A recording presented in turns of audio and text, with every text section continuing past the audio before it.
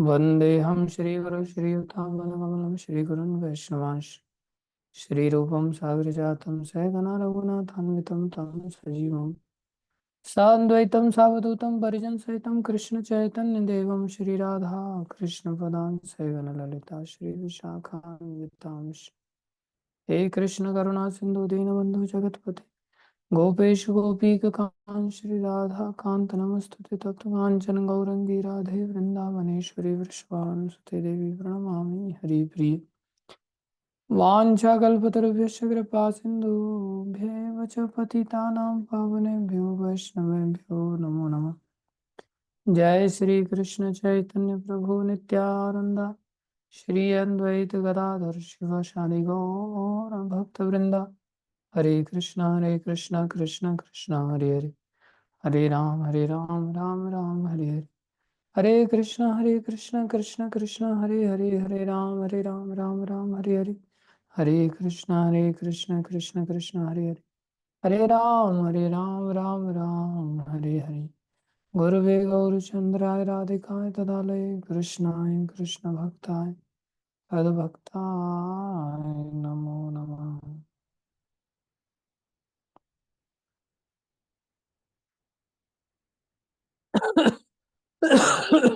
हरे कृष्णा। प्रणाम सभी भक्तों को। हम लोग भगवत गीता के अंतर्गत चर्चा कर रहे हैं गुरु वैष्णव की दया से। कृपा करके सभी ध्यान से श्रवण करेंगे।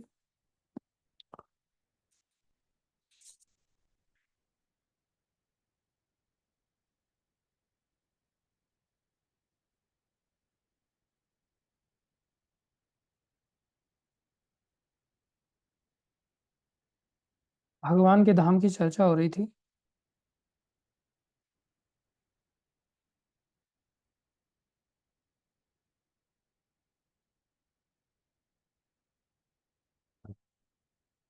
और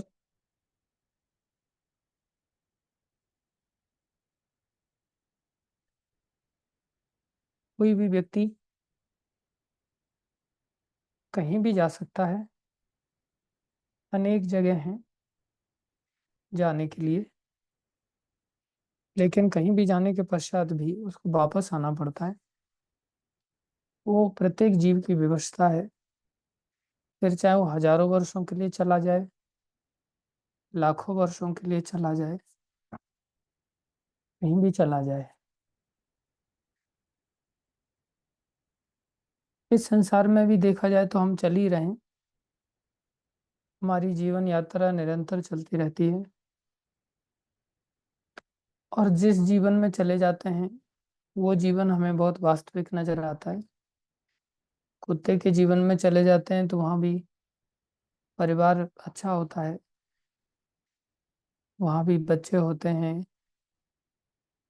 वंशज होते हैं, उनमें भी वहाँ आसक्ति जीव की होती है।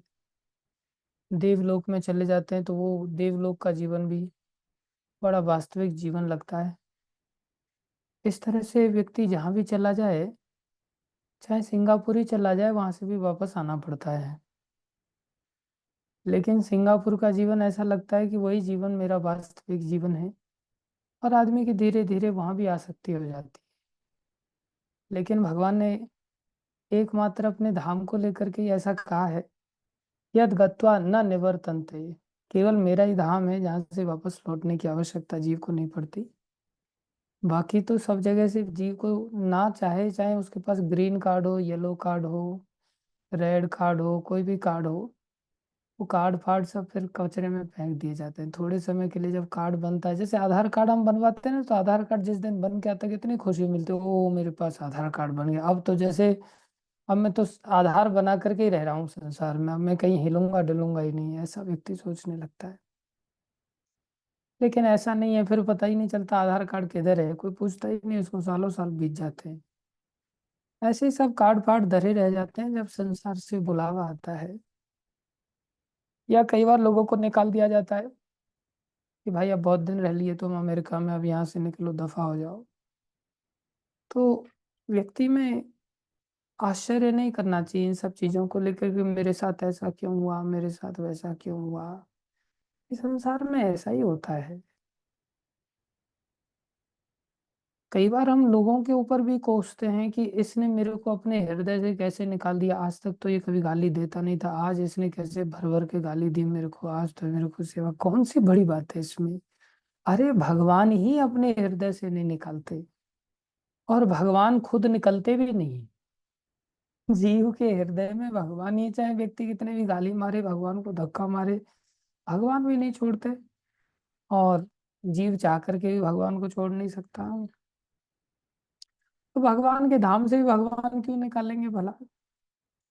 इसलिए भगवान का ही धाम एकमात्र ऐसी जगह है जहाँ प्रभुपाद जी लिख रहे थे, जहाँ हम अपने वास्तविक आनंद के जीवन की शुरुआत कर सकते हैं।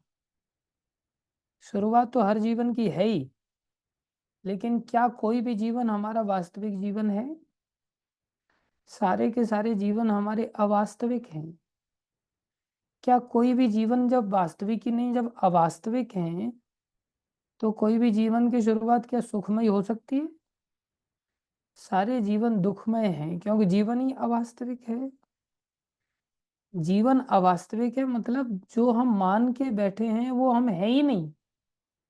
जब वो हम है ही नहीं तो हमारे जीवन में सुख की शुरुआत कैसे हो सकती है? अभी तो हमें सुख छुआ ही नहीं। आइडियली देखा जाए तो अभी तो हमें सुख छुआ ही नहीं। दूसरे शब्दों में देखा जाए तो दुख भी नहीं छुआ। अब किसी ने अगर मान लो हमें गाली दिया तो गाली का आत्मा से कोई लेना देना नहीं है। और किसी ने हमारी स्तुति की तो उस स्तुति का भी आत्मा से कोई लेना देना नहीं है। तो स्तुति शरीर की हुई, प्रतिष्ठा शरीर की स्थापित हुई, तो जब प्रतिष्ठा शरीर की स्थापित हुई तो हमें सुख क्यों मिलना चाहिए? हम शरीर है ही नहीं। तो आइडियली ना तो जीव को सुख छू पाता है संसार में, ना ही जीव को दुख छू पाता है। फिर क्यों कहा जाता है भाई संसार में दुख मिलते हैं, सुख नहीं मिलता है? इसलिए कहा जाता है कि आत्मा तो हम यहाँ भी हैं ही ना। इस संसार में वास्तव में तो हम आत्मा ही हैं, लेकिन आत्मा के कार्य से हम वंचित हो जाते हैं शरीर के कार्य में लग जाने के कारण। इसलिए आत्मा के सुख से वंचित हो रहे हैं हम। आत्मा के सुख, भगवान के साथ संबंध, भगवान के साथ क्रिया से वंचित हो रहे हैं। उस वंचित होने के कारण हम बाई डिफॉल्ट दुखी हैं। समझ रहे हैं? हमें संसार का दुख नहीं घेरता, क्योंकि संसार का दुख तो छू ही नहीं सकता हमें। दुख एग्जिस्ट ही नहीं कर रहा है आत्मा के लिए, वो तो हमने जबरदस्ती मान रखा है। लेकिन कौन सा दुख एग्जिस्ट कर रहा है? बोले भगवान के साथ सुख न मिलना हमारे लिए दुखदायक अवस्था है। इसलिए आनंद के जीवन की शुरुआत हो ही नहीं पाती। लेकिन जैसे कोई व्यक्ति भगवत भक्ति के संपर्क में आता है तो उसके जीवन में आनंद की शुरुआत हो जाती, उससे पहले नहीं। आगे हम पढ़ते हैं। जैसे प्रभुपाद जी ने लिखा है, आध्यात्मिक आकाश में वास्तविक आनंदमय जीवन की शुरुआत हम कर सकते हैं। हम चाहें तो कर सकते हैं, नहीं चाहें तो इसी जीवन में शुरुआत पे शुरुआत करते रहे। अनादि काल से शुरुआत पे शुरुआत तो करते ही आ रहे हैं। कितने जन्म न जाने शुरुआत कर चुके हैं, और न जाने कितने जन्मों तक आने वाले समय में हर जीवन की नई नई शुरुआतें करते रह जाएंगे। लेकिन वो सब विचित्र विचित्र तरह तरह के दुखों की शुरुआत होगी, सुख की शुरुआत नहीं, आनंद की शुरुआत नहीं। और ध्यान रखो, प्रभुपाद जी ने लिख रहे हैं कि थोड़े समय शुरुआत के बाद फिर अंत हो जाएगा। ये ऐसा रास्ता है कि यहाँ अंत नहीं है। फिर कैसा है? बोले हाँ, नायम देह देह भाजा नरलोके कष्टान कामान अरहताम विदुभुजामे तपो दिव्यम पुत्रकाय न सत्वम आ तपो दिव्यम पुत्रकाय न सत्वम शुद्धये समात ब्रह्म सौख्यम तु अनंतम। आपको ब्रह्म सुख ऐसा मिलेगा कि वो अनंत होगा, उसका अंत नहीं है। फिर बस एक बार शुरुआत हो जाए जैसे तैसे करके। लेकिन कैसे होगी शुरुआत? प्रभुपाद जी लिख रहे हैं यहाँ, वह सारी जानकारी भगवत गीता में दी हुई है और इसमें उपदेश दिया गया है कि किस प्रकार हम इस भौतिक जगत को छोड़ें। भौतिक जगत को छोड़ें तो सही, और आध्यात्मिक आकाश में प्रवेश करें, ये करना पड़ेगा। आगे पढ़ते हैं। भगवत गीता के 15वें अध्याय में भौतिक जगत का वास्तविक चित्रण। भौतिक जगत को छोड़ने के लिए भौतिक जगत है क्या चीज थोड़ा जानना तो पड़ेगा ना। तो बोले भौतिक जगत का चित्रण भगवत गीता के 15वें अध्याय में हुआ है। भगवत गीता बता रही है कि भौतिक जगत कैसा है भाई, बड़ा सुंदर है। कैसा है बोले, है उल्टा। ऊर्ध्वमूलम अधोशाखा अश्वत्थम प्राहुरव्ययम छंदांसि यस्य पर्णानि यस्तम वेद स वेदवित्। क्या कह रहे हैं, यहाँ पर भौतिक जगत का वर्णन उस वृक्ष के रूप में हुआ है जिसकी जड़ें ऊर्ध्वमुखी अर्थात ऊपर की ओर हैं और शाखाएं अधोमुखी अर्थात नीचे की ओर हैं। हमें ऐसे वृक्ष का अनुभव है जिसकी जड़ें ऊर्ध्वमुखी हों। यदि कोई नदी या जलाशय के किनारे खड़ा होकर जल में वृक्षों का प्रतिबिंब देखे तो उसे सारे वृक्ष उल्टे दिखेंगे। देखा होगा आप सभी ने। उल्टे दिखेंगे मतलब नीचे की ओर पेड़ दिखाई देगा पानी के अंदर। ऐसा नहीं कि नदी किनारे के वृक्ष किनारे पर खड़े हुए और उन वृक्षों की ओर देखोगे आप तो आपको वो वृक्ष उल्टे नजर आएंगे। वहां ऐसा नहीं, नदी के अंदर उल्टे नजर आएंगे, तालाब के अंदर उल्टे नजर आएंगे। यहाँ प्रभुपा जी लिख रहे हैं, ध्यान दो। यदि कोई नदी या जलाशय के किनारे खड़ा होकर जल में वृक्षों का प्रतिबिंब देखे तो जल में क्या दिखाई दे रहा है बोले, प्रतिबिंब दिखाई दे रहा है। तो उसे सारे वृक्ष उल्टे दिखाई देंगे, शाखाएं नीचे की ओर और जड़ें ऊपर की ओर। तो फल किधर दिखाई देंगे, मान लो कोई नारियल का वृक्ष खड़ा है तो नारियल का वृक्ष किधर दिखाई देगा, ऊपर की ओर नीचे की ओर या फिर किसी दूसरी दिशा में। कहाँ दिखाई देगा वो, नीचे की ओर। इसी प्रकार यह भौतिक जगत आध्यात्मिक जगत का प्रतिबिंब है। इसको कहते हैं परवर्टेड रिफ्लेक्शन। यह भौतिक जगत वास्तविकता का प्रतिबिंब अर्थात छाया मात्र है। प्रभुपाद जी कुल मिलाकर के इस भौतिक जगत को इस उदाहरण से गीता में भगवान के इन उपदेश से समझाना चाह रहे हैं कि हम जिस जगत में हैं ये छाया जगत है या प्रतिबिंब जगत है। क्या पहचान होती है छाया में और वास्तविकता में, क्या अंतर होता है। शब्द देखो प्रभुपाद जी कितनी यूनिक है। यह भौतिक जगत वास्तविकता का मतलब संसार वास्तविक नहीं है। फिर क्या है बोले, वास्तविकता का प्रतिबिंब है, वास्तविकता की छाया है। ध्यान देने वाली बात है। छाया मात्र है मतलब बहुत विशेष बात नहीं है।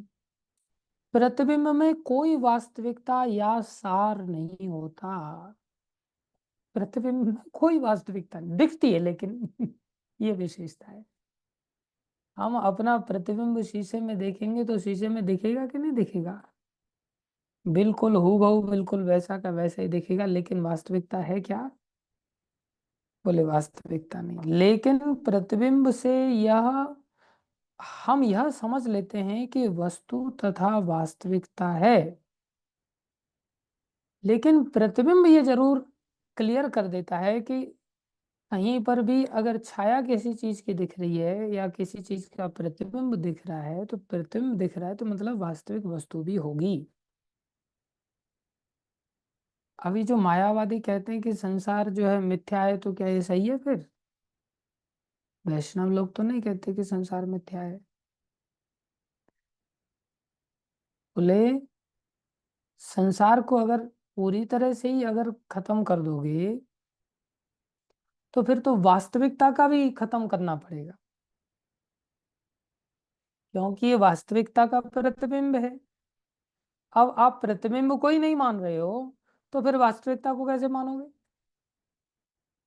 शीशे में अगर शक्ल ही नहीं देखने के लिए तैयार, बोले मैं है ही नहीं, कोई कुछ शक्ल ही नहीं है, दिखाई नहीं दे रही है, तो फिर जो व्यक्ति जिसके रिफ्लेक्शन में वो वस्तु दिखाई दे रही है, वो बस व्यक्ति कहाँ जाएगा फिर।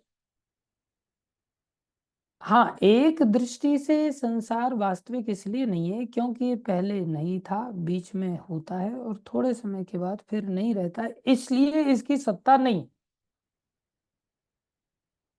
पहले नहीं था, बाद में भी नहीं है, तो बीच में कहाँ से आ गया, बोले बीच में भी नहीं है, लेकिन बीच में प्रतिबिंब के रूप में हमें दिखाई दे रहा है। ये हमें ध्यान रखना पड़ेगा। प्रभुपा जी लिख रहे हैं, यद्यपि मरुस्थल में जल नहीं होता, लेकिन मृग मरीचिका बताती है कि जल जैसी वस्तु होती है। रिफ्लेक्शन बता रहा है कि जल जैसी कोई वस्तु वास्तव में तो होगी। भौतिक जगत में न तो जल है न तो सुख है, लेकिन आध्यात्मिक जगत में वास्तविक सुख रूपी असली जल है। जल के माध्यम से प्रभुपा जी ने कितना सुंदर उदाहरण दिया है। बोले मृग मरीचिका जैसे दिखाई देती है, जैसे रेत में तेज का प्रकाश पड़ने से वो रेत चमकता है और ऐसा लगता है कि भाई रेत पे जल है, लेकिन रेत में जल नहीं होता। लेकिन इसका अर्थ ये नहीं कि जल एग्जिस्ट नहीं करता है, जल निश्चित रूप से एग्जिस्ट करता है, जैसे ही वास्तविक सुख भी एग्जिस्ट करता है। भगवत गीता में भगवान ने सुझाव दिया है कि हम निम्नलिखित प्रकार से आध्यात्मिक जगत में प्रवेश कर सकते हैं। अब पता चल गया कि उल्टा है, छाया जगत है, इसमें एक प्रकार से हमारा कोई लेना देना नहीं है। छाया मतलब जैसा आध्यात्मिक जगत में वैसा ही यहाँ भी है, लेकिन थोड़ा सा परवर्टेड है। आध्यात्मिक जगत में क्या बोले, 5 प्रकार के नाते हैं: शांत, दास्य, साख्य, वात्सल्य और माधुर्य। ये 5 प्रकार के रस हैं, और ये 5 प्रकार के रसों का आदान प्रदान आध्यात्मिक जगत में होता है। भगवान श्री कृष्ण शांत रस के साथ, दास्य रस के साथ, साख्य रस के साथ और वात्सल्य रस के साथ और माधुर्य रस के साथ आदान प्रदान करते हैं। उससे क्या होता है, बोले उससे भगवान श्री कृष्ण तो आनंद के भंडार स्वयं में है ही, और आनंद की वृद्धि होती है उनकी, और उनसे दूसरे जीवों को आनंद मिलता है। तो वहां सेंटर ऑफ ये 5 रसों के श्री कृष्ण ही है हर व्यक्ति के। ध्यान दें, हर व्यक्ति का वहां संबंध का जो केंद्र है वो भगवान श्री कृष्ण ही है। अब जब इस संसार में जीव आ जाता है, तो इस संसार में भी यही 5 रसों को व्यक्ति ढूंढता है,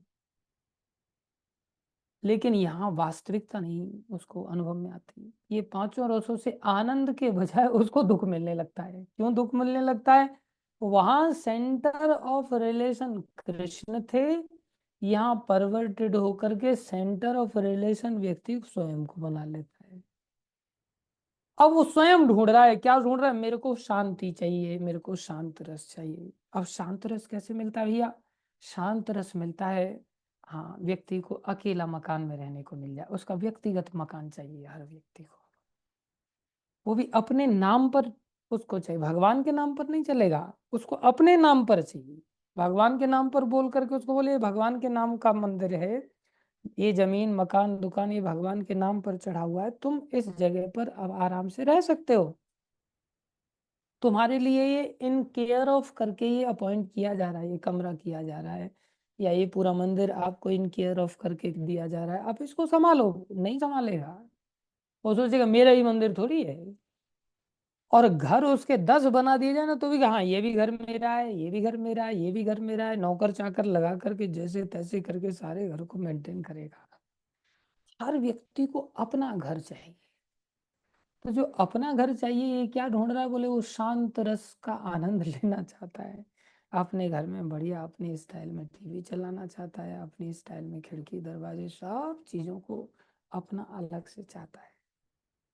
जब तक ये चाहत हमारी बनी रहेगी, तब तक हम उस धाम में प्रवेश नहीं कर सकते। हमें तो ये 5 रसों का संबंध वास्तविकता में जब तक डवटेल नहीं होगा, व्यक्ति यहाँ क्या चाहता है, बोले दास्य रस का आस्वादन करना चाहता है, कैसे आस्वादन करना चाहते हो? बोले मेरे नौकर हो। कोई भी काम को लेकर के हर व्यक्ति ऐसा प्रश्न करता है, किसी भी व्यक्ति की नॉर्मल टेंडेंसी कैसी है, चाहे मंदिर में फुल टाइम हो या मंदिर में नहीं हो, बाहर का तो फिर कहना ही क्या। मंदिर की मैं बात करूं, व्यक्ति सोचता प्रभु जी ये काम करने के लिए मैंने आपको कहा था ना, मेरे अंडर दो चार दे दो, मेरे अंडर दो चार दे। Can you imagine? हमेशा ही वो चाहता है कि पहले वो सब काम कर लेता था अकेला ही, लेकिन जैसे ही साल 1.5 साल 2 साल हो जाएगा ना, फिर उसको उतना सा ही काम करने के लिए कहेगा अब मेरे से नहीं होता। क्यों नहीं होता? बोले अब मेरे को अंडर चाहिए कुछ लोग। मतलब आदमी अब धीरे धीरे मालिक बनना चाहता है। इसको कहते हैं दास्य रस का आस्वादन। नाम खुद लेगा दास का इनिशिएशन के लिए, 1 साल 2 साल के बाद सोचेगा मेरी अभी तक दीक्षा नहीं हो रही है, मेरी दीक्षा करवा दो, मेरे को दास बना दो। वो नाम सिर्फ दास सुनने के लिए एक आध बार मिल जाता है, उसको भी पता है कि बाद में तो सब प्रभु ही बोलने वाले हैं, दास कौन बोलने वाला है। इसलिए वो वास्तव में तो प्रभु बनने के लिए दीक्षा लिया उसने, लेकिन दास्य रस का आस्वादन करना चाहता है कि जल्दी से जल्दी मेरे को भी कुछ अंडर में मिल जाएंगे। ये कभी नहीं सोचता प्रभु मैं किसी के अंडर रह पाऊंगा, मेरी कभी ऐसी औकात आ पाएगी। जैसे गुरु महाराज, जैसे भागवत गीता कहती है कि कर्मणि एव अधिकारस्ते, तुम्हारा अधिकार पक्का है काम करने का। मतलब ऐसे बोलना चाहिए मेरे बाप का भी अधिकार है काम करने का, तुम मेरे को अधिकार क्यों नहीं दे रहे हो? मेरे को किसी की अंडर रह करके मेरे को कोई काम में लगाओ तो सही, कोई तो मेरे जीवन में ऊपर होना चाहिए जिसके अंडर में रह करके काम कर सकूं। कोई ऐसा सोचता है? हाँ, नोट आएगा तब अंडर जाएगा। बिना नोट के निष्काम भाव से किसी के अंडर स्वीकार नहीं करेगा। नोट आएगा तो गाली स्वीकार करेगा, डंडा स्वीकार करेगा, बेइज्जती स्वीकार करेगा, सब स्वीकार करेगा, क्योंकि वहां से उस प्रकार का धन आ रहा है ना उसके जीवन में। अन्यथा दास्य रस का आस्वादन करना चाहता है। दूसरा चाहता है साक्ष्य रस का आस्वादन करना चाहता है। साक्ष्य रस में बोले मैं मित्र बनाऊंगा, मेरे को मेरी चॉइस के अनुसार मैं मित्र मेरा इसके साथ जमता है, इसके साथ मेरा नहीं जमता है। अरे भगवान श्री कृष्ण तो स्वयं से सबके साथ जमा रहे हैं। और कठोपनिषद में कहा गया है कि भैया वो एक पक्षी है जो मित्र पक्षी है, जो सबकी ओर टकटकी लगा करके देख रहा है कि भैया तू भी मेरी ओर कभी देख ले। तू भोगों के फलों को चखने में इतना मग्न हो गया है कि तेरा मित्र पक्षी जो कि सब चीजों से परिपूर्ण है, तुम मेरी ओर कभी देखता ही नहीं। तो भगवान तो हर व्यक्ति के साथ मित्रता निभाने के लिए तैयार है, सुअर भी बन जाए तब भी मित्रता छोड़ने के लिए तैयार नहीं है। लेकिन हम किसको मित्र बनाना चाहते हैं? जो हमारे काम आता है। अर्थात मेरे लिए मित्र बन तू, मैं तेरे लिए मित्र नहीं बनूंगा। जबकि रामायण की चौपाई कह रही है धीरज धर्म मित्र और नारी आफत काल परखिए चारी। आपत्ति काल में मित्र काम आना चाहिए, लेकिन हम क्या सोचते हैं मेरी आपत्ति में कौन मित्र काम आ रहा है? क्या मैं काम आ पा रहा हूँ किसी के? एटीट्यूड ही ऐसा है कि मैं मित्र, बोले मित्र बना के रखो भाई, कुछ लोगों से फ्रेंडशिप ऐसी कर लो जो आवश्यकता में काम आएंगे। क्या कोई मन में ऐसा कभी सोच करके मित्र बनने के लिए घर से निकलता है मैं किसी का मित्र बन जाऊं तो शायद मैं किसी का काम आ जाऊं? ऐसा सोच पाता है कोई? ऐसे तो प्रभुपाद जी थे जो बोले मैं मर जाऊंगा चलेगा, लेकिन मेरे को जाना है उन लोगों के लिए। प्रभुपाद जी वहां प्रचार कार्य कर रहे हैं, वापस आकर के जलदूत की इंक्वायरी करने के लिए चले जाते हैं। बोले स्वामी जी आप बार बार आकर के पूछ के चले जाते हो, लेकिन उसके बाद जाने का नाम तो लेते नहीं आप।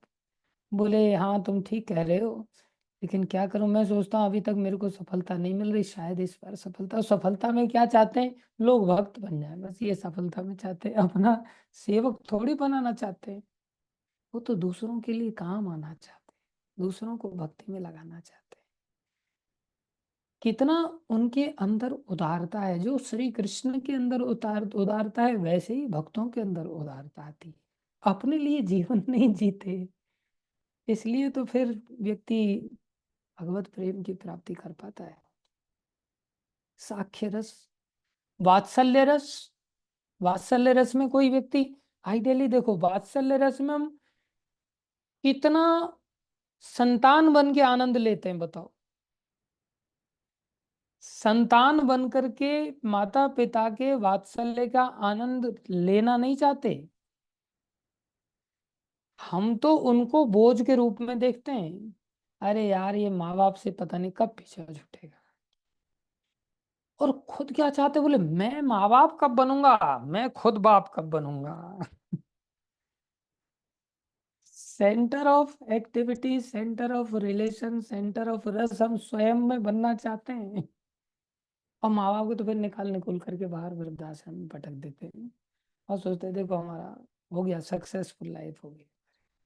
किसी को वृद्ध लोगों की कोई चिंता ही नहीं। ऐसा सोचता आदमी कि जैसे हम तो कभी बूढ़े बनेंगे ही नहीं, हम तो वृद्ध होंगे ही नहीं।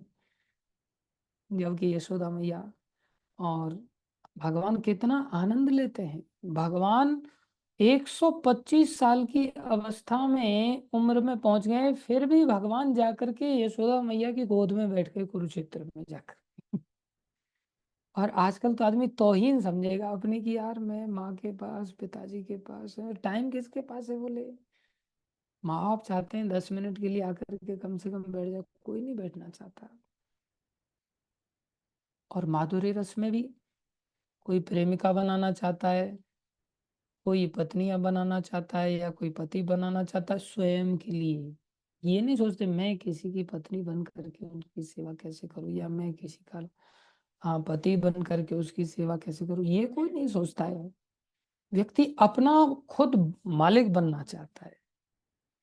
बोले ये क्या है, प्रतिबिंबात्मक यहाँ संबंध है। इन संबंधों से परिणाम में दुख मिलता है। इसी को जब व्यक्ति तोड़ लेता है, तोड़ करके भगवान में जोड़ता है, तो उसे वास्तविक सुख की शुरुआत चालू हो जाती है। ये ध्यान देने वाली बात है। उसके लिए क्या करना पड़ेगा। अब ये तो वास्तविक और अवास्तविक जगत के बारे में बता दिया। अब भगवत गीता में भगवान ने सुझाव दिया कि हम निम्नलिखित प्रकार से आध्यात्मिक जगत की प्राप्ति कर सकते। कैसे करेंगे अब आध्यात्मिक जगत की प्राप्ति, बोले एक श्लोक है सिंपल सा।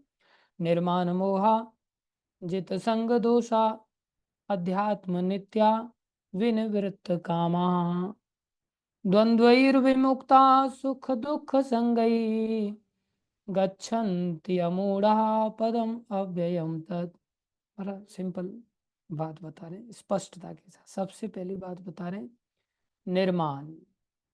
व्यक्ति को क्या चाहिए, बोले पहले तो मान सम्मान से बिल्कुल मुक्त होना चाहिए उसको। और हम इसी के लिए पढ़ाई लिखाई करते हैं और पढ़ाई लिखाई करवाते हैं दूसरे लोगों को, और चाहते हैं बेटा बड़े बनो, बड़े बनो। किसी ने हमें बोले तू तू तूने मेरे को ऐसे कैसे बोल दिया, मैं इतना बड़ा आदमी हूँ, मेरे को तुम्हारी औकात कैसे हो गई, ऐसा बोल रहे हैं। सबसे पहली आवश्यकता तो बोले निर्माण। ये 15वें अध्याय का योग्यताएं बता रहे हैं कि कैसे। नी मतलब नहीं, रहित। निशेषेन मतलब उससे रहित। क्या, मान। निशेष, ने शब्द का अर्थ होता है निशेष। निशेष मतलब अब कुछ बचा नहीं, पूरी तरह से खत्म हो गया। मान अर्थात निर्माण। मान मतलब झूठी प्रतिष्ठा। इस संसार में जो कुछ भी प्रतिष्ठा है, चाहे कोई बीटेक की प्रतिष्ठा है, या एमटेक की प्रतिष्ठा है, या बीए की प्रतिष्ठा है, या एमबीए की प्रतिष्ठा है, या पति की प्रतिष्ठा है, पत्नी की प्रतिष्ठा है, कोई भी प्रकार की प्रतिष्ठा किसी की है, बोले वो सब झूठी है। वास्तविकता से कोई लेना देना। सबसे पहली बात निर्माण, उसको झूठी प्रतिष्ठा से मुक्त होना पड़ेगा। अर्थात मैं मेरा ये सब उपाधियों से मुक्त होना पड़ेगा उसको। ये योग्यता है। फिर क्या कह रहे हैं, मोहा। मोह की हम परिभाषा जान चुके थे। तम मोह, महामोह, तामिश्र और अंध तामिश्र, ये हम शुरुआत में ही पढ़े थे भूमिका में। तम मतलब अपने स्वरूप की विस्मृति हो जाना, अर्थात हम भगवान श्री कृष्ण के अंश हैं।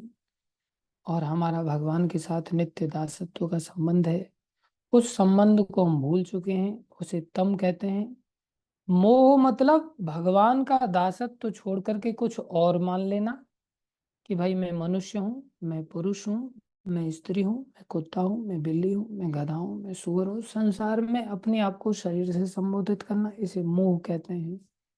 तो बोले, एक तो झूठी प्रतिष्ठा से मुक्त होना पड़ेगा, दूसरा मोह से भी मुक्त होना पड़ेगा। निर्माण मोहा, दो चीजों से मुक्त होना पड़ेगा। जित संग दोषा, जो हमें संगति के कारण दोष आ गए हैं, कुसंगति के कारण जो दोष आ गए हैं, उनको जीतना पड़ेगा। अध्यात्म नित्या, ये सब हो सकता है कैसे? अगर कोई अध्यात्म में नित्य रूप से लगा रहे। ये नित्यता बहुत जरूरी है। सबसे बड़ी समस्या नित्यता की आ जाती है। हम सभी भक्ति तो करते हैं, अध्यात्म में तो लगने का प्रयास करते, लेकिन नित्यता नहीं मेंटेन कर पाते। 4 दिन कथा सुनेंगे, 4 दिन बाद फिर भाषण देने वाला ही बेचारा एब्सेंट हो जाता है, तो फिर सुनने वालों से क्या अपेक्षा किया जाए? तो ये नित्यता टूट जाती है। जब करते हैं 4 दिन कर दी, एक दिन गुल्ली मार दी।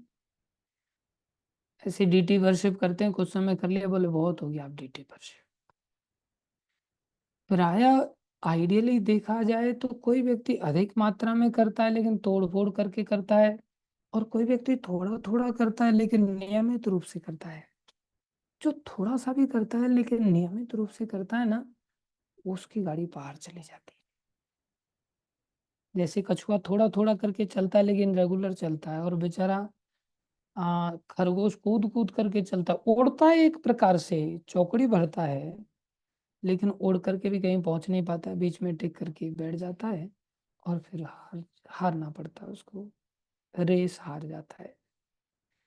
इसलिए अध्यात्म नित्या, ये बात गांठ बांधने की चेष्टा करें कि हमारे जीवन में नित्यता कब आएगी। ऐसे कब बनेंगे जब किसी भी परिस्थिति में हमारी नित्यता बाधित ना हो। और इसके लिए थोड़ा सिस्टम बनाना पड़ता है जीवन में, कि भाई कैसी भी परिस्थिति, और हम ही बिगाड़ते हैं खुद से। हमारे मन में इस नित्यता का कंसिस्टेंसी मेंटेन करने का हमारे अंदर संकल्प शक्ति नहीं है। मैंने गुरु महाराज को देखा है, उनकी हर चीज की बड़ी नित्यता है। हम जपेंगे तो सीधा 64 जपेंगे, और नहीं जपेंगे तो ऊपर की 4 भी नहीं जपेंगे, 60 के ऊपर जो 4 होती ना, वो भी नहीं जपेंगे। मैं 64 कर ली ना, अब 8 दिन तक करने की क्या जरूरत है? नहीं। बोले अध्यात्म नित्या विनिवृत्त कामा, फिर क्या करना पड़ेगा? बोले विनिवृत्त कामा, वि मतलब विशेषण, विशेष रूप से निवृत्त, निवृत्त माने पूरी तरह से खत्म हो जाना। किससे? कामा, हृदय की कामनाएं, हृदय की व्यक्तिगत इच्छाएं। व्यक्तिगत मन की जब तक कैसी भी इच्छाएं हमारे मन से उठ रही है ना, समझ लो हमारे अंदर काम है। और याद रखो, ये मरते दम तक अगर नहीं निकला ना, तो भगवान के धाम में नहीं जाएंगे, क्योंकि ये योग्यता है। बोले निवृत्त कामा नहीं कहा, विनिवृत्त कामा कहा। विशेष रूप से निवृत्त होकर होना पड़ेगा कामना से, मतलब अपने हृदय की जरा से भी चॉइस चला ही नहीं सकते। कामाचारिता के लिए कोई स्थान नहीं, जब तक स्थान नहीं, जब तक कि आपको आज्ञा न दे दी जाए कि ठीक है अब आप सुयोग्य हैं, अब आपको भगवान की दया से अच्छे संस्कार विकसित हो गए, अब आप जैसा जीवन जीना चाहो वैसा जी सकते हो, कोई चिंता की बात नहीं। आज्ञा दे दी जाए जीवन शैली को ऐसी स्वतंत्रता पूर्वक जीने की, तो ही जी सकते हैं, अन्यथा नहीं। अगर नहीं जी पा रहे हैं, मतलब अभी भी हमारे जीवन में काम भरा पड़ा है। इसलिए योग्यताएं देखो, निर्माण, मोह से रहित, चित संग दोषा, जो संगति में आकर के जो दोष लग जाते हैं। क्या दोष लग जाते हैं संगति में आकर के? संगति में आकर के वही 5 रसों का आस्वादन करने का दोष लग जाता है। हर व्यक्ति सोचता है, अरे बेचारा शादी नहीं करेगा तो कैसे सुख पाएगा, ये तो बेचारा जीवन भर दुख भोगेगा, क्योंकि उसको भोग भोगने के लिए मिलेंगे ही नहीं जीवन में, माधुर्य रस से वंचित हो जाएगा वो। कैसे लगा, बोले सब कर रहे हैं तुम कैसे नहीं करेगा, इसको कहते हैं संग दोष।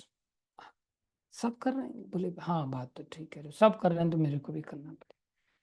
किसी को कोई व्यक्ति कुछ बोल दे, बोले सब पलट के गाली देते, तुम गाली क्यों नहीं देता है, आकर के मार खा करके आ गया वापस। अरे तेरी जगह पे मैं होता तो सामने वाले व्यक्ति को एक गाली देने की वजह 10 गाली लौटा करके देख करके आता, कायर निकला, वापस आ गया सुन करके।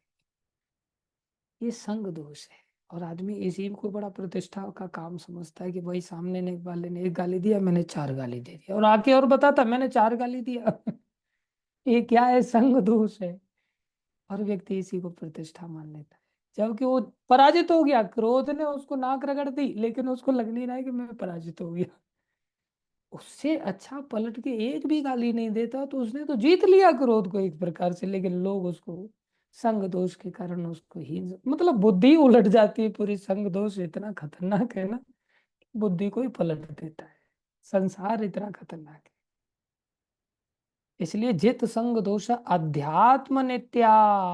केवल इतने से ही काम नहीं चलेगा कि भाई मेरे अंदर मान नहीं है, मेरे अंदर मोह नहीं है, मेरे अंदर संग दोष नहीं है। अध्यात्म नित्या कितना है, क्या नियमित रूप से मंगल आरती हो रही है, क्या नियमित रूप से भागवत कथा अटेंड हो रही है, क्या नियमित रूप से भगवत गीता पढ़ रहे हैं, क्या नियमित रूप से जप कर रहे हैं, क्या नियमित रूप से तुलसी सेवा हो रही है, क्या नियमित रूप से हमारी हर आराधना का एक एक अंग जो हमने स्वीकार किया है, क्या जीवन के अंत तक हमने सोचा है कि हमारे लिए कितने आ, कितने गौरव की बात है कि भाई जल्दी जल्दी मैं इतना जप करूं कि मैं सीधा करोड़पति बन जाऊं। क्योंकि असली धन तो यही है, एक महीना भी अगर कोई व्यक्ति 16 माला कर लेता है तो एक महीने की इनकम उसकी 1 करोड़ रुपया हो जाती है तकरीबन। और ये ऐसा धन है कि कभी खर्च ही नहीं होता। हाँ। और 1 करोड़ रुपया अगर 16 माला करते करते अगर किसी को 10-15 साल हो गए तो 15 करोड़ हो गए उसके पास सीधा। ना कोई चोर ले सकता है, ना बैंक डुबा सकती है, ना रिसेशन आ सकता है, कोई टेंशन है ही नहीं किसी व्यक्ति को। कितना बड़ा करोड़पति व्यक्ति बन जाएगा। और उस धन के प्रभाव से ही सारे काम होने लग जाते हैं। प्रभाव से, केवल धन खर्च नहीं करना है, धन को तो अंदर वो रखा ही है। बस इतना, आप जैसे ही करोड़पति भक्ति रूप से अगर हम बन जाएंगे उसका ही प्रभाव इतना ज्यादा हो जाएगा।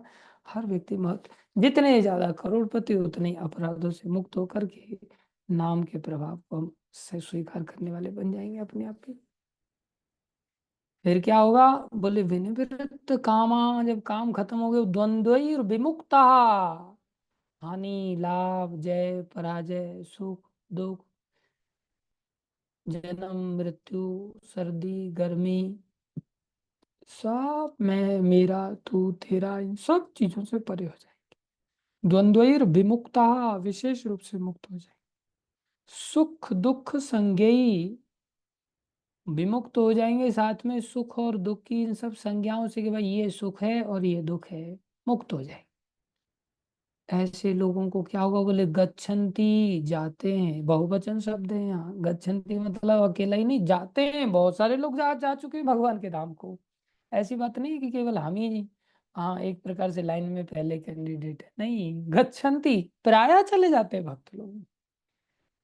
लेकिन ऐसे भक्त लोग कौन होते हैं, बोले अमूढ़ा। वो लोग अमूढ़ होते हैं, मूढ़ नहीं। जिन लोगों के अंदर ये गुण आ गए, समझ लो वो अमूढ़ा है। कहाँ जाते हैं भैया ऐसे अमूढ़ लोग, पदम अव्ययम तत्, उस अव्यय पद को प्राप्त कर लेते हैं जो व्यय ही नहीं होता, जो खर्च ही नहीं होता। कौन सा ऐसा मकान दुकान है जो खर्च ना होता, अर्थात जो नष्ट ना होता हो। सब मकान दुकान सब बर्बाद हो जाते थोड़े समय के पश्चात। बोले वही पद है भगवान का धाम, जो नित्य शाश्वत है, जिसका कभी नाश नहीं होता। लेकिन मूड व्यक्ति के तो दिमाग में जुआ रेंगता ही नहीं है। अमूढ़ व्यक्ति सोचता है, मूढ़ व्यक्ति सोचता कहाँ जाना, किसने जाना, क्या जरूरत है। अरे कितने तपस्या कर कर के मर जाते हैं भैया, इतना आसान है क्या? नहीं चलना, नहीं तो गिर जाओगे इस रास्ते में, इसलिए चलना ही नहीं। पता है सैकड़ों नहीं लाखों लाखों वर्षों तक तपस्या करनी पड़ती है। भी सुना था प्रहलाद जी को, ये ध्रुव जी को इतनी जल्दी 6 महीने में कैसे भगवान, अरे उनके पिछले जन्मों में हड्डियों के ढेर लग गए थे। हम हड्डियों के ढेर कैसे लगा सकते, इतने जन्मों तक आराधना करनी पड़ती, इतना आसान थोड़ी है। भगवान यहाँ कह रहे हैं कि भैया वैकेंसी इतनी ज्यादा है, इतनी ज्यादा है कि बोले गच्छन्ति, बहुत सारे लोग अमूढ़ लोग चले गए। तो मूड बने रहोगे तो नहीं जा पाओगे, अमूड बन जाओ बस, फिर हर व्यक्ति चला जाएगा। अब तुम्हारे ऊपर है कि तुम कितने समय में अमूड बनते हो, योग्यता सिर्फ इतनी दिलानी है, कोई बहुत बड़ी बात तो है नहीं। लेकिन उत्साहहीन लोगों की स्थिति में क्या होता है, जैसे मान लो अगर जगह निकली है मेडिकल सीट्स के लिए 700 और पार्टिसिपेंट्स हैं 7 लाख, तो व्यक्ति क्या सोचतेगा, 700 ही जगह भरने वाली हैं भैया, लोग 5 5 साल से प्रिपरेशन कर रहे हैं, तो 5 5 साल से कर ही रहे हैं, तो तुमने फॉर्म ही क्यों भरा, फिर रहने देते, फॉर्म भी नहीं भरना था। तैयारी का जैसे ही नाम आता है एकदम से आदमी सोचता है अरे हमारा नंबर कहाँ आने वाला है, 700 तो फटाक से सीटें भर जाएंगी, 7 लाख में सबसे आखिरी में हूँ, मेरा नंबर कहाँ आएगा। जबकि उत्साही व्यक्ति क्या सोचता, अरे 700 वैकेंसी निकली है, मैं तो अकेला ही हूँ, सबसे पहला व्यक्ति तो मैं ही हूँ, नहीं लग पाया तो दूसरी सीट पे आ जाऊंगा, दूसरी पे भी नहीं है तीसरी पे आ जाऊंगा, तीसरी तीसरी पे भी नहीं है, 100वीं सीट तक तो मैं अपना स्थान कहीं ना कहीं कैप्चर कर ही लूंगा, इतना भी गया गुजरा नहीं हूँ। अरे 200वीं सीट पे तो भर ही जाऊंगा जैसे तैसे करके। वो व्यक्ति इस प्रकार से उत्साहित अपने आप को कर लेता है, दूसरे एंगल से सोच करके। यहाँ पर स्पष्टता के साथ इस उत्साह को भगवान हमें दे रहे हैं। बोले पदम अभयम अर्थात सनातन राज्य धाम को वही प्राप्त होता है जो निर्माण मोह है।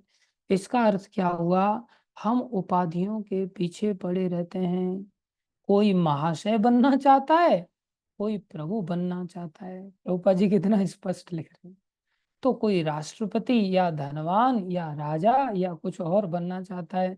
परंतु जब तक हम इन उपाधियों से चिपके रहते हैं तब तक हम शरीर के प्रति आसक्त बने रहते हैं, अर्थात शरीर के स्तर पर काम करने वाले माने जाएंगे, क्योंकि ये उपाधियां शरीर से संबंधित होती है, लेकिन हम शरीर नहीं है। और इसकी अनुभूति होना ही आध्यात्मिक अनुभूति की प्रथम अवस्था है। सबसे पहले चीज तो हम ये समझे कि भाई हम शरीर ही नहीं है। हाँ, लेकिन सुबह से लेकर के शाम तक कितने बार शीशा देखना होता है, और जितने बार शीशा देखना होता है उतने बार नाक दिखाई देती है, आंख दिखाई देता है, सब शरीर को देखने में तुले रहते हैं कि हाँ नाक अभी तक ठीक है, अभी फैली नहीं है नाक, थोड़े समय के बाद ये दबती चली जाएगी और फिर ये फैलना चालू हो जाएगी। हाँ कान भी अभी ठीक है, इंटैक्ट है, थोड़े समय बाद कान की झुर्रियां नीचे लटकना चली जाएंगी। हाँ आंख भी ठीक है, अभी गड्ढा नहीं बना है, अभी उभर करके आंख दिख रही है, ठीक है अभी कोई दिक्कत नहीं है, मैं तो ये आंख ही हूँ ना, ठीक है।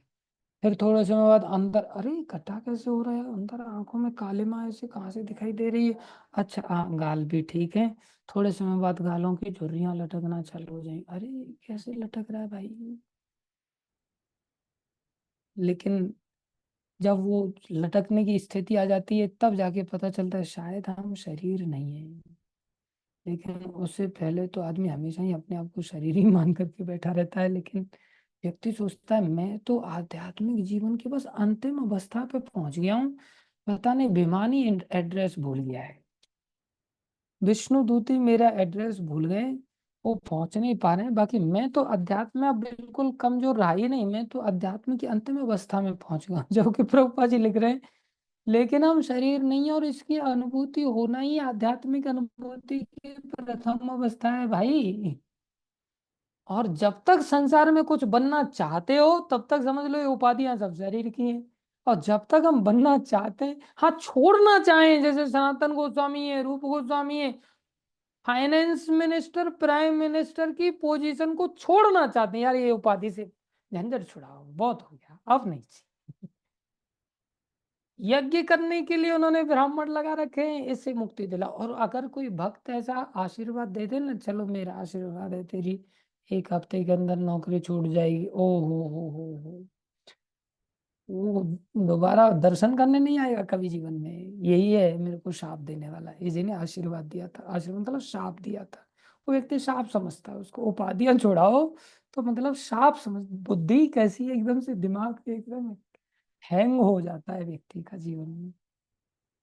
उपाधियों को कोई नहीं छोड़ना चाहता, वो सोचता है आध्यात्मिक जीवन की अनुभूतियां कैसे एकदम से विपरीत चीजें हैं, और विपरीत चीजें हमें दिखाई नहीं देती। हम प्रकृति के तीनों गुणों से जुड़े हुए हैं, किंतु भगवान की भक्ति में सेवा द्वारा हमें इनसे छूटना होगा। एकमात्र उपाय है भक्ति में ही सेवा, बस। कोई दूसरा उपाय और है ही नहीं। प्रभुपाद जी यहाँ बार बार लिख रहे हैं, हम प्रकृति के तीनों गुणों से जुड़े हुए हैं, किंतु भगवान की भक्ति में सेवा द्वारा हमें इनसे छूटना होगा। भक्तिमयी सेवा, केवल सेवा नहीं कि सेवा की फॉर्मेलिटी होगी और भक्ति हृदय में है, नहीं। यदि हम भगवान की भक्ति में सेवा के प्रति आसक्त नहीं होते तो प्रकृति के गुणों से छूट पाना दुष्कर है। भक्तिमयी सेवा का अर्थ क्या है? आसक्ति वाली सेवा। भक्ति का अर्थ ही है प्रेम। भक्ति का अर्थ है सेवा, लेकिन कौन सी सेवा? प्रेममयी सेवा। प्रेम कहाँ होता है? जहां हमारी आसक्ति होती है। इसलिए प्रभुपाद जी यहाँ लिख रहे हैं, यदि हम भगवान की भक्ति में सेवा के प्रति आसक्त नहीं होते तो प्रकृति के गुणों से छूट पाना दुष्कर है। अब बताओ, हम अब पता नहीं आपकी क्या दशा है, लेकिन मैं अपनी दशा देखूं, मैं किसी भी सेवा के प्रति आसक्त नहीं हूँ हृदय में। हर सेवा ऐसी लगती है, अरे यार अब फिर ये करना पड़ेगा, अब फिर ये करना पड़ेगा। एक एक चीज फिर सर पे आ जाती है एकदम से, अरे बज गए 7:30, अब फिर गीता पढ़नी पड़ेगी। क्योंकि मैं देखता हूँ, मैं नित्य नहीं हूँ, लेकिन जैसे ही जब भी जूम चालू करता हूँ कोई ना कोई तो मिल ही जाता है। कुछ लोग ऐसे नित्य महात्मा लोग हैं जो ऐसी नित्यता बनाए रखते हैं कि जूम से कभी हिलते ही नहीं है।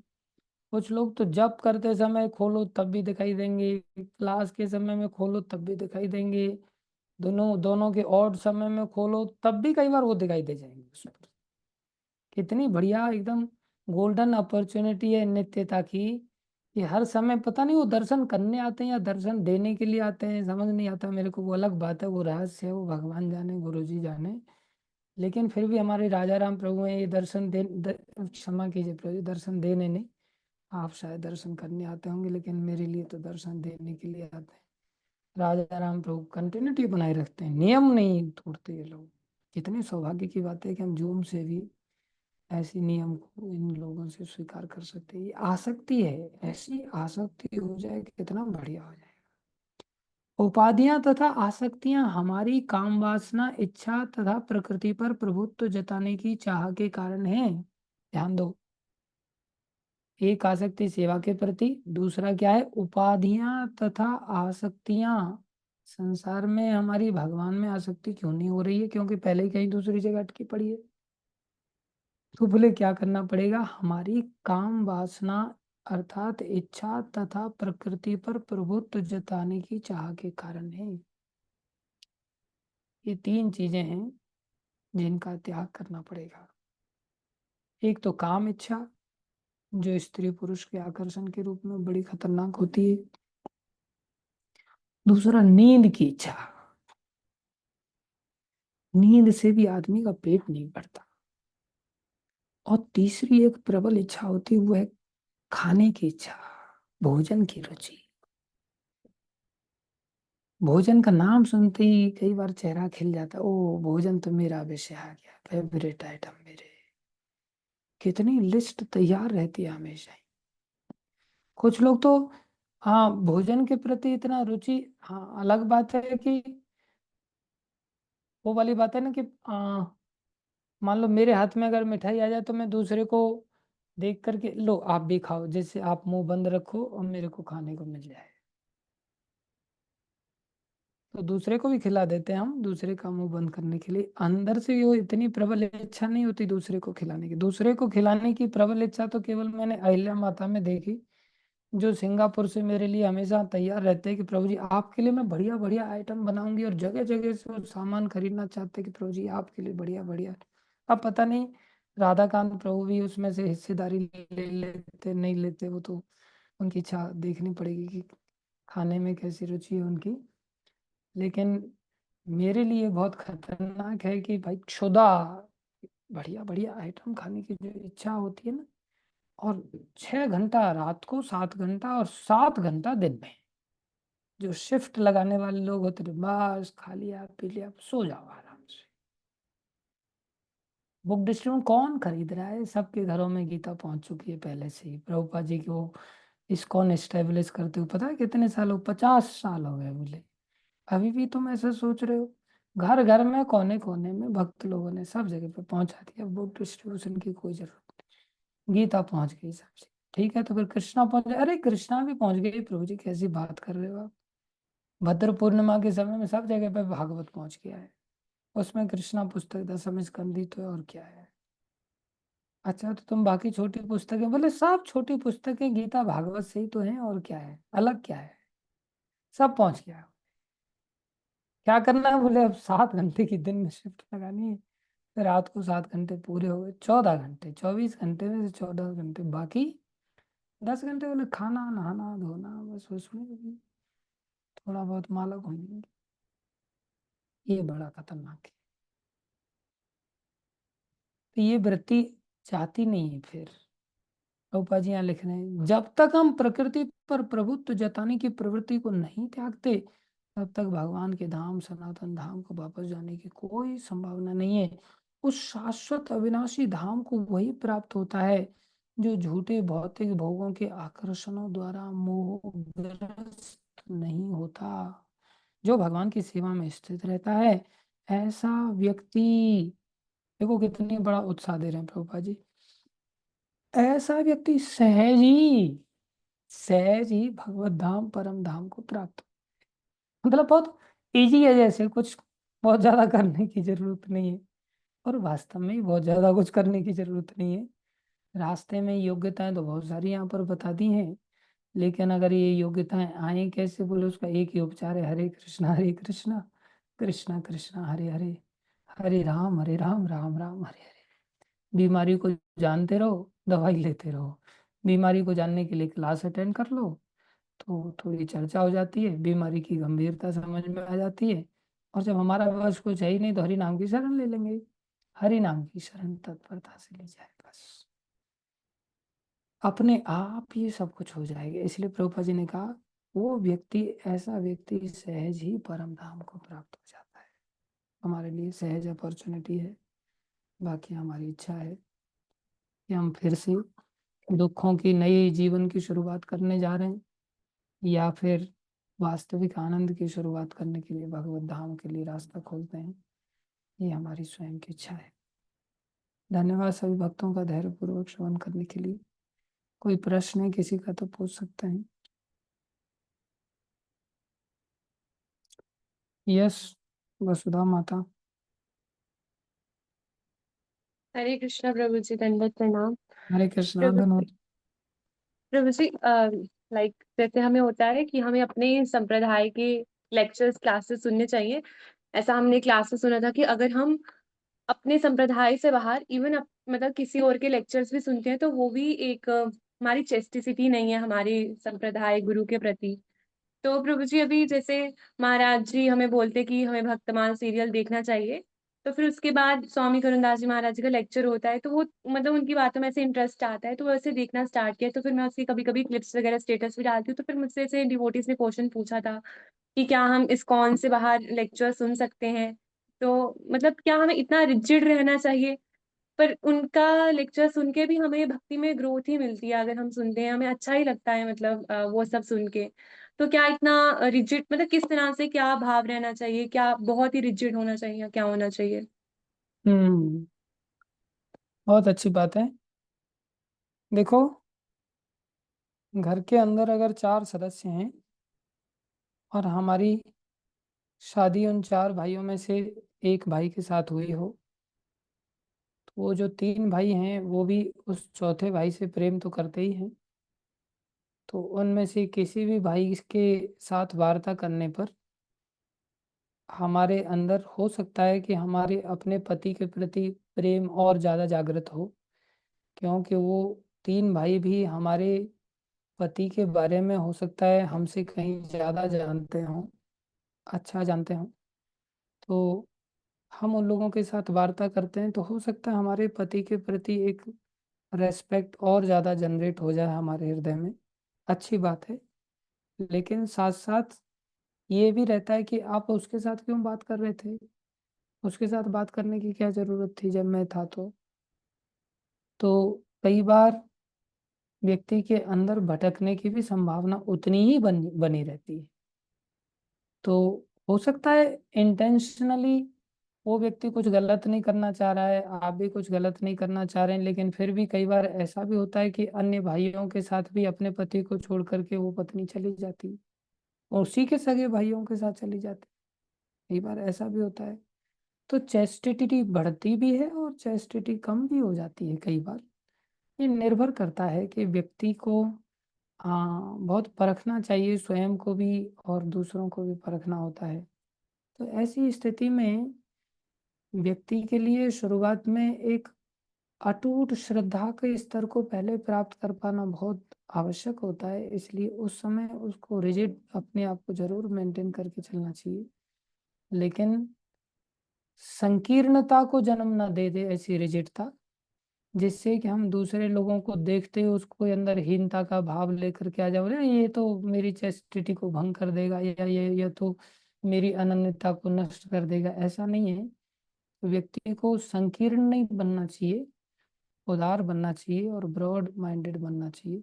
तो उसके लिए आवश्यकता पड़ने पर उसे एसोसिएट किया भी जा सकता है, वो दूसरे लोगों को कर सकता है, लेकिन उसकी एक अवस्था होती है जिसमें कि उसे दिशा निर्देश दिया जाए तभी उसको करना चाहिए, उससे पहले नहीं करना चाहिए।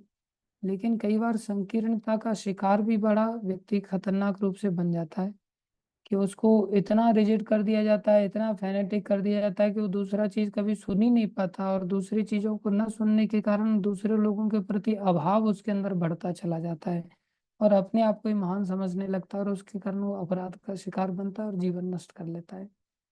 इसलिए ना तो व्यक्ति को संकीर्ण होना चाहिए, ना ही व्यक्ति को बहुत ज़्यादा ऐसा फैल जाना चाहिए कि जिससे कि उसकी कहीं आसक्ति उत्पन्न ही ना हो। क्योंकि अगर हम शुरू से ही इस प्रकार से अन्यों को सुनते रहते हैं, तो हमारी भक्ति में देखो जहाँ से भी हमें थोड़ा उत्साह मिलता है, तो हमारी उसके प्रति थोड़ी अटैचमेंट तो हो जाएगी ना।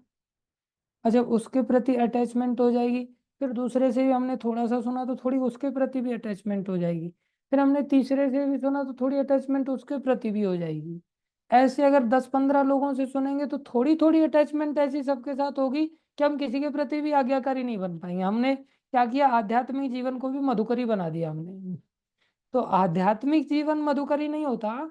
हम किसी एक व्यक्ति से अन्न खाते हैं तो उसके अन्न से ऋणी हो जाते हैं। एक व्यक्ति क्लेम ना कर सके हमारे ऊपर कि भाई तू मेरा ही खा रहा है और उसके कर्म हमारे ऊपर ना लगें, इसके चलते हमने कई सारे लोगों के घरों से भिक्षा माँगा और भिक्षा माँग करके क्या किया, हम किसी के भी अन्न को खाने के हकदार नहीं कहलाएँगे और हमें कर्मिक रिएक्शन नहीं लगेगा। लेकिन भक्ति मार्ग के प्रति यही सबसे खतरनाक भी बन जाता है, क्योंकि हमारी आसक्ति फिर एक में रहेगी नहीं, हमारी आसक्ति सब में थोड़ी-थोड़ी बढ़ जाएगी। और जब सब में बढ़ जाएगी तो हम किसी के भी आज्ञाकारी नहीं बन पाएँगे। ना तो कोई सब में से वो व्यक्ति सोच पाएँगे, क्यों वो जानते हैं कि ये हमारे से नहीं जुड़ा है, हमारे से तो थोड़ा-सा ही जुड़ा है, ज़्यादा वहाँ जुड़ा है। दूसरा भी सोचेगा ये हमसे नहीं जुड़ा है, ज़्यादा वहाँ जुड़ा है। ऐसे दूसरे लोग भी क्लेम नहीं कर पाएँगे और हमारा मन भी क्लेम नहीं कर पाएँगे कि भाई हमें इसी व्यक्ति का आदेश पालन करना है। परिणाम में हमारे जीवन की खिचड़ी बन जाएगी।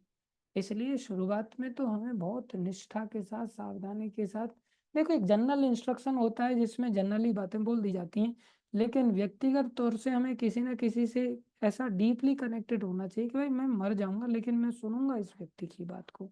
उसके लिए लगे तो हम शुरुआत में एनालिसिस अच्छी तरह से कर सकते हैं, लेकिन एनालिसिस की भी एक फिर अपने आप में सीमा होनी चाहिए। नहीं, ऐसा नहीं कि एनालिसिस करते-करते पैरालिसिस हो जाए, तो वो भी बेवकूफ़ी है। एक साउंड एनालिसिस करने के बाद किसी व्यक्ति को जीवन में चुनाव करना चाहिए, और चुनाव करने के पश्चात फिर अटूट श्रद्धा ऐसी रखनी चाहिए, और फिर उस श्रद्धा से हम आगे बढ़ते चले जाएंगे उसके आदेश पर। फिर वो आदेश दें तो फिर हमें उस हिसाब से देश काल परिस्थिति के अनुसार दूसरों का भी एसोसिएशन कर सकते हैं, किसी किसी कंसेप्ट को क्लियर करने के लिए अगर आवश्यकता ऐसा लग रहा है, या प्रचारकों को ऐसा करना पड़ता है दूसरे लोगों को अप्रोप्रिएट जवाब देने के लिए, तो उस अवस्था में किया जा सकता है, लेकिन शुरुआत में ऐसा नहीं करना चाहिए। ठीक है। Thank you Prabhu ji, thank you so much, आपने इतना सुंदर एक्सप्लेनेशन दिया। Hare thank you Prabhu Krishna. जी, हरे कृष्णा। यस गोस्वामी जी।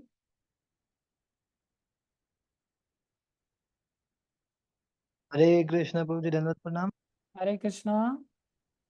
प्रभु जी, आपने एक दिन बताया था कि हमें ब्लड डोनेट नहीं करना चाहिए। हाँ। प्रभु जी, बट हम ये क्या बोलते हैं, कुछ लक्ष्मी लेके किसी को उसको दे सकते हैं तो हमारा भी काम हो जाएगा। कुछ कुछ लक्ष्मी लेके दूसरे को ब्लड दे सकते हैं, हाँ।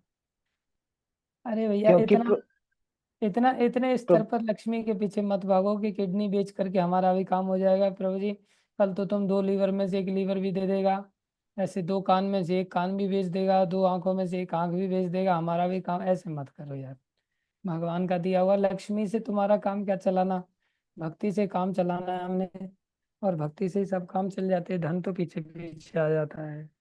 और उसके लिए जी हाँ, मेरा डोनेशन दिया क्वेश्चन। जा सकता है, कोई गुरु साधु इस प्रकार से अगर विपत्ति में हो तो उनको दिया जा सकता है, किसी भोगी व्यक्ति को इस प्रकार से डोनेशन दे करके, या आप पैसा लेकर के भी दे रहे हो तो भी अच्छा नहीं है। अब खूनी बेचने पे मत उतारू हो जाओ, धंधे करने के लिए दूसरी चीजें भी हैं। प्रभु जी, प्रभु जी, मेरा क्वेश्चन ये था कि क्योंकि मेडिकल साइंस के अकॉर्डिंग अगर हमारा हीमोग्लोबिन 18 से कम ज्यादा होता है तो वो हमारे लिए नुकसानदायक होता है। तो उसके ये कभी कभी साइन एंड सिम्टम्स दिखते भी हैं कि ये हो रहा है, नहीं तो नहीं, फिर उसके लिए तुम आ जाओ ना, झाड़ू पोछा करवा के हीमोग्लोबिन को मैं बराबर सेट कर दूंगा, तुम उसका टेंशन मत लो, डोनेशन के उतारू मत हो जाओ यार, बेचने पे मत आओ। हीमोग्लोबिन सेट करना है मेरे पास आ जाने का, कभी भी तुम मेडिकल साइंस में पढ़ा है, मैं तेरे को बिल्कुल स्पिरिचुअल साइंस से ठीक कर दूंगा। ठीक है। दुखी मत हो तो ये ओके। बनने। ओके प्रभु जी, थैंक। हरे कृष्णा। यस राजकिशोर प्रभु। हरे कृष्णा प्रभु जी, सादर प्रणाम। प्रणाम प्रभु जी। भगवान से प्रार्थना है कि आप जल्दी पूर्ण स्वस्थ हो जाएं। प्रभु जी, मैं भी यही चाहता हूँ कि मैं भी नियम पालन कर पाऊँ जीवन में, चाहे आधा घंटा ही क्लास लो। आज मैं सोच रहा था आधा ही घंटा बोलूंगा बस, लेकिन 8:30 फिर भी बच जाते हैं। मैं एक चाहता मेरी हूँ मैं भी थोड़ा थोड़ा ही करूँ, लेकिन नियम बना रहे, लेकिन क्या करूँ। एक जिज्ञासा है आपका मेरी। सानिध्य नहीं मिल रहा, आप सानिध्य दे दो, मैं देखता हूँ आप नियम के बहुत पक्के हैं। सब आपकी कृपा है। प्रार्थना है कि आप जल्दी ठीक हो जाएं, भगवान से ही नहीं, मेरी प्रार्थना कृपा करता तो हूँ। है, ये तो मैं समझ ही रहा हूँ, आपकी भी थोड़ी कृपा मेरे ऊपर कर दीजिए, आप आ जाइए मेरे पास। आएंगे आएंगे, बिल्कुल आएंगे। एक जल्दी मेरी मन जिज्ञासा बनाइए। है। जी। भगवत गीता कहती है कि अन्य देवताओं की पूजा मत करिए। और कल आप लेक्चर में बता रहे थे कि पद्म पुराण में कहा गया है कि भगवान के भक्तों की पूजा करिए तो भगवान जल्दी प्रसन्न होंगे। हाँ जितने सारे देवी देवता हैं वो तो सब भगवान के भक्त ही हैं, तो उनकी पूजा में तो जल्दी प्रसन्नता होगी। हाँ, ये भक्त कहने का मतलब है सकाम भक्त हैं वो लोग, हमें निष्काम भक्तों की सेवा करनी चाहिए। नहीं, हम जब जैसे भक्त हनुमान। बात करें तो निष्काम भक्त समझना चाहिए, और देवी देवताओं की जब बात आए तो उन्हें सकाम भक्त समझना चाहिए। नहीं, जैसे हनुमान जी हैं, शंकर जी हैं, गणेश जी हैं। हाँ, हनुमान जी हैं, शंकर जी हैं, इनको अलग से देवता मान करके आराधना नहीं करनी चाहिए। अगर इनकी आराधना भक्त मान करके करते हैं तो कोई बुराई नहीं है, इनसे भक्ति की कामना की जा सकती है। जी, तो घर के मंदिर में जैसे इनकी मूर्ति स्थापित है तो उनकी पूजा साथ में की जा सकती है। साथ में मतलब भगवान के बराबर में बिठा करके नहीं की जा सकती, भक्त नीचे बैठते हैं। जी जी। तो घर के अंदर मंदिर में ऐसा तारतम्य होना चाहिए कि शंकर जी का स्थान कहाँ होना चाहिए, हनुमान जी का भगवान के बराबर में बिठा करके सेवा नहीं हो सकती। जैसे परंपरा जी हम देखते हैं तो उस मंदिरों में देखते हैं प्रभुपाद जी ने सीढ़ी नीचे लगा रखी है, वहाँ परंपरा आदि बिठाई जाती है। तो इस जी प्रकार से इनको भी उसी तरह से बिठा करके सेवा कर सकते हैं। जी जी जी। सिर्फ अपने स्थान का मन में भी भान होना चाहिए कि इनका क्या स्थान है, और सामने जी पोजीशन में भी उस प्रकार का भान होना चाहिए। लेकिन सबको कंबाइन एक साथ भोग नहीं लगा सकते, फिर भोग तो पहले भगवान को लगेगा, उसके बाद निकल के फिर बाकी लोगों को दोबारा में लगेगा। भोग सबका अलग अलग, जैसे परंपरा है हाँ। नवरात्र में व्रत रहने की रहती हैं महिलाएं, तो ऐसी हम्म, स्थिति में क्या किया जाए? उस स्थिति में पुरुषों ने बनाना चाहिए या दूसरी जी, महिलाओं से बनवाना चाहिए। नहीं नहीं, दुर्गा जी की जो पूजा करती हैं लोग, हाँ, तो राधे कृष्ण की पूजा कर रहे हैं तो साथ में कैसे करें फिर? राधे कृष्ण की पूजा करनी चाहिए, दुर्गा माता की थोड़ा देर बाद पूजा करके उनसे प्रार्थना करनी चाहिए कि आप हमें भक्ति दे दो, बाकी आवश्यकता नहीं है अलग से पूजने की। जी जी, ठीक है। ठीक है, धन्यवाद प्रभु जी, हरे कृष्णा हरे हरे कृष्णा। कृष्णा। यस, मुस्कान माता जी। हरे कृष्णा प्रभु जी, पंचम प्रणाम। प्रणाम। प्रभु जी, जो मेरा क्वेश्चन ये है कि जो मूड ऑफ गुडनेस में होते हैं जो डिवोटीज या फिर जो लोग, वो डिवोशनल सर्विस को एक्सेप्ट करते हैं या फिर वो एटलीस्ट स्क्रिप्चर्स को एक्सेप्ट करते हैं और वो फॉलो कर सकते हैं, वो स्टेप बाय स्टेप वो डिवोशनल सर्विस करते हैं तो उनको भक्ति में ग्रो होता है। लेकिन जो कृष्ण से मतलब जो एनवियस होते हैं या फिर जो चिढ़ते हैं कृष्ण से, तो उनके लिए क्या स्टेप, उनके लिए पहला स्टेप क्या होता है जिससे वो डिवोशनल सर्विस में भी आ सके, क्योंकि वो तो हाँ। एनवियस है। हम्म। यस प्रभु कोई जी। बात नहीं, अगर वो एनवीएस हैं तो उनको भी थोड़ी सी किस उनका बात उद्धार को ले। कैसे होगा? हम्म। मतलब उनका उद्धार कैसे होगा, वो कृष्ण प्रेम कैसे मिलेगा उनको? सबका उद्धार होगा, वो द्वेष कर सकते हैं कृष्ण से, कोई दिक्कत वाली बात नहीं है। द्वेष से भी चिंतन चालू रख सकते हैं, जैसे तैसे करके कृष्ण की याद कर सकते हैं। एक तो वो भी तरीका है, जैसे शिशुपाल था, भगवान से बड़ा द्वेषी था, लेकिन द्वेष में एनवियस होते हुए भी रात दिन भगवान का चिंतन करता था। भगवान ने आखिर में उसका भी उद्धार किया। लेकिन द्वेष है क्यों? मुख्य रूप से अब ऐसे शिशुपाल जैसे लोग तो ऐसे शक्तिशाली है नहीं द्वेष करने वाले, सब छोटे मोटे हम्म। मक्खी मच्छर हैं। तो ये द्वेष आया कहाँ से? ये ईर्ष्या आती है जब हम भगवान को अपने जैसा मानते हैं। करेक्ट। कोई भी द्वेष किसी व्यक्ति से तभी तो करता है जब बराबर के जैसा फीलिंग करेगा।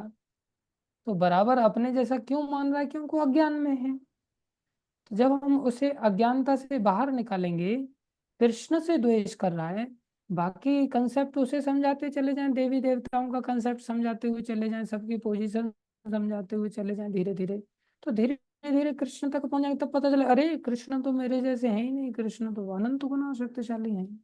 तो उसका द्वेष धीरे धीरे खत्म हो जाता है। तो द्वेषी व्यक्ति की एक तो सेवा की जाए, द्वेषी व्यक्ति से प्रेम किया जाए, द्वेषी व्यक्ति की थोड़ी इच्छा अनुसार उसको थोड़ी वस्तुएं भेंट की जाए, और फिर तरीके से उसको मित्र बना करके उसको अपने पाले में ले लिया जाए। और जब पाले में ले लिया जाए उसके बाद उसके कंसेप्ट को जरूर क्लियर किया जा सकता है, और फिर उसकी ईर्ष्या खत्म हो जाएगी, फिर उसका उद्धार हो जाएगा। तो किसी व्यक्ति को प्रेम से जीता जा सकता है, बस उसको बोलो कृष्ण को भूल जाओ यार, वो कृष्ण को गाली दे, आप भी दो गाली दे दो उसके सामने ही, कृष्ण को ही लगे तो बोले हाँ मैं भी फंस गया इसके चक्कर में, क्या करूँ यार। तू मत फंसना, बोले तू क्या करना, बस तू प्रसाद बढ़िया बढ़िया खाना, मैं तेरे को बढ़िया बढ़िया भोजन दूंगा और आप उसे प्रसाद खिलाते रहना। फिर बाद में वो भी फंस जाएगा, फिर आप बोलोगे अरे यार तू भी फंस गया, मेरे को आशा नहीं थी, तू होशियार है, तू इंटेलिजेंट है, तू नहीं फंसेगा, लेकिन आखिर में तू भी फंसी। चल कोई नहीं, अब हम और तू एक ही जैसे हैं, क्या करें, हम एक दूसरे को सिर रख के रो लेते हैं, और क्या करेंगे, कृष्ण के लिए रो लेते हैं। ऐसे धीरे धीरे कोई व्यक्ति भक्त बन जाता है। चिंता के प्यार देना चाहिए बस दूसरे लोगों को। ठीक है प्रभु ठीक जी। है। Thank you Prabhu ji, Hare Hare Krishna. Krishna. Yes Puja माता जी।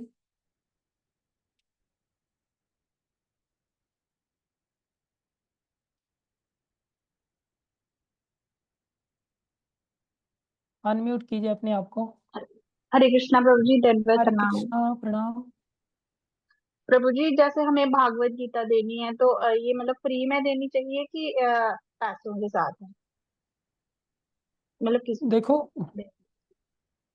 वैसे तो हम सहयोग कर सकते हैं, लेकिन दूसरा व्यक्ति फ्री की कीमत कई बार नहीं समझता है, तो उससे थोड़ा चार्ज भी ले सकते हैं। डिपेंड करता है कि कोई ज्यादा चार्ज दे सकता है तो उसे एक से बढ़कर चार का चार्ज ले लो, जिससे कि वो चार उसके पैसे से लेकर के आप दूसरे चार को दे सको।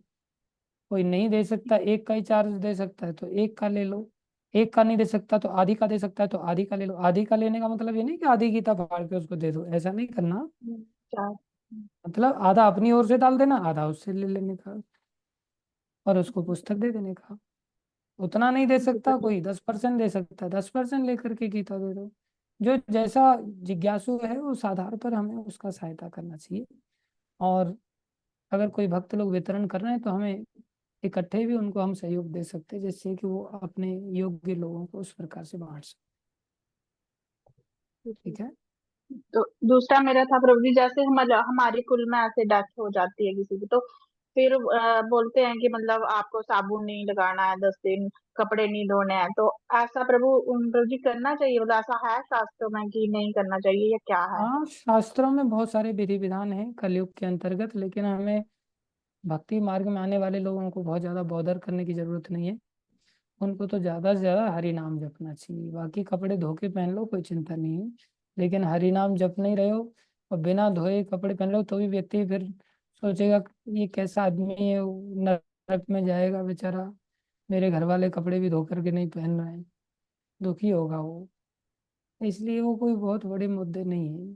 कर्म कांड के अंतर्गत बहुत सारे विधि विधान है, इन सब विधि विधानों के चक्कर में भक्तों को पढ़ने की आवश्यकता नहीं। जो हरि नाम जप रहा है, हरि नाम जप लिया, सब कर्म कांड कर लिए उसने, सब तपस्याएं कर ली, सब यज्ञ कर लिए, सब दान कर लिए, सब पुण्य कर लिए, तो कुछ घबराने की जरूरत नहीं है। फिर बिंदास अपना जीवन जी सकते। एक तो भक्त थे, उनको सूतक लग गए थे, तो बेचारे रो रहे थे, तो महाराज को बोला उन्होंने कि महाराज मैं भगवान की सेवा के बिना नहीं रह पा रहा हूँ, मेरे को बहुत कठिन हो गया। महाराज ने फोन करके बोला ठीक है कोई बात नहीं, तू सेवा चालू कर दे, तेरे लिए सूतक बूतक नहीं, टेंशन मत ले, तू जब तू भगवान की सेवा कर ले। तो व्यक्ति का कितना निष्ठा है उस पर निर्भर करता है। अगर हमारी निष्ठा बहुत अच्छी है भक्ति मार्ग में, तो हमें फिर कुछ ज्यादा चिंता करने की जरूरत नहीं होती। लेकिन अगर उतने स्तर की निष्ठा नहीं है, तो हमें जो भी नियम कानून है, जितने पता है उतने हमें पालन करने की फिर चेष्टा करनी चाहिए। तो प्रभु जी जैसे हमारे कुल के देवता हैं जो भी, या देवी या देवता कुछ, तो हम जैसे उनकी पूजा करते थे, तो अभी जैसे मतलब भक्ति मार्ग में आए हैं, तो प्रभु जी जैसे मतलब सब भूल ही गए हैं, सिर्फ बस कृष्ण ही कृष्ण तो कोई यही। दिक्कत तो नहीं, अभी उन आप आपके जो कुल के देवता हैं, वो देवताओं के जो कुल के देवता वो श्री कृष्ण है। जी, आपके कुल देवता जो भी हैं, उनके जो कुल देवता हैं वो तो कृष्ण है ना। और आपने कृष्ण की सेवा करना चालू कर दिया, तो आपने तो पूरा कुल का ही उद्धार कर दिया, सारा का सारा देवताओं के भी कुल का उद्धार कर दिया, बताओ। तो सब अपने अपने कुल तक चलते चले जाएंगे तो कृष्ण तक पहुंच ही गए ना, तो टेंशन की कोई बात नहीं। तो अभी वैसे घर वाले भूल भी आगे बोलते तो हैं कि कोई आप दिक्कत मतलब नहीं है। ये नहीं मानते हैं, कुछ ऐसा नहीं है प्रभु जी कि नहीं मानते, मतलब उनको तो हम यही हाथी के बोलते हैं कि पाँव में हाँ हम। सबका पाँव आ गया, हाथी के पाँव में सबका पाँव आ गया। अलग से किसी की आराधना पूजा संतुष्टि करने की आवश्यकता नहीं रह जाती। लेकिन अगर हम ऐसा सोचे अब तो हम भक्त बन गए और भक्ति करें नहीं, और फिर सोचे कुल देवता हमारे प्रसन्न रहें, तो ऐसे नहीं रहेंगे वो। भक्ति मार्ग में आ गए हैं, तो भक्ति मार्ग में भक्ति करनी ही पड़ेगी, फिर नियमित रूप से भक्ति करें, फिर कोई चिंता की बात नहीं। ठीक है। तो हरे कृष्ण। साथ में एक और क्वेश्चन लगोगी कि जैसे मतलब हम भक्ति करेंगे, तो अगर हम शरीर छोड़ देते हैं, भगवान हमसे प्रसन्न हो जाएंगे, हमें अगर भगवत धाम की प्राप्ति होगी, तो प्रभु जी जैसे मतलब जो भी हमारे जो भी जितने भी भक्त हैं, तो क्या ये फिर हमें भगवत धाम में मिलेंगे? क्यों नहीं मिलेंगे, सब मिलेंगे। वहां भी हम लोग आपस में हरी चर्चा करेंगे, आप बस मेरे को बुला लेना। बाकी बाकी लोग तो मिल जाएंगे, मेरे को ही लेकर के थोड़ा गारंटी ऊपर नीचे है, बाकी कोई नहीं प्रभु, चिंता की आप बात नहीं। आपकी ही तो जरूरत है हमें प्रभु जी। कोई चिंता मत करो, फिर तो आपको नरक इतनी में आना शिक्षा पड़ेगा कौन मेरे देगा साथ ही हमें? फिर। जी तो प्रभु मेरा जी, प्लान नरक में धन्यवाद प्रभु। जाने का है। नहीं नहीं, ऐसा नहीं हो सकता प्रभु जी। अच्छा। नरक में तो हम जैसे लोग जाएंगे, पर आपका साथ रहेगा तो शायद आप हमें साथ में लेके जाओगे। कोई नहीं, पूरा साथ रहेगा नरक में, चिंता मत करो, आएंगे हम भी। धन्यवाद प्रभु जी, हरे हरे कृष्णा। कृष्ण, हरे कृष्ण। चलो, धन्यवाद सभी भक्तों का धैर्यपूर्वक श्रवण करने के लिए। गंगा जी का भी धन्यवाद दर्शन देने के लिए। हम पिछली बार आए थे, गंगा मैया के दर्शन नहीं हुए थे, आज गंगा जी ऑनलाइन दर्शन दे रहे हैं हमको। कई बार फोन नहीं उठाया इसलिए दर्शन दे रहे हैं, अच्छी बात है, उठा लेंगे भैया, बात कर लेंगे। चलो, धन्यवाद सभी का, हरे कृष्णा। भगवान की वाणी भगवती गीता की जय, श्रील प्रभुपाद की जय, श्री गुरु महाराज की जय, अनंत कोटि वैष्णव वृंद की जय, आप सब भक्तों की जय।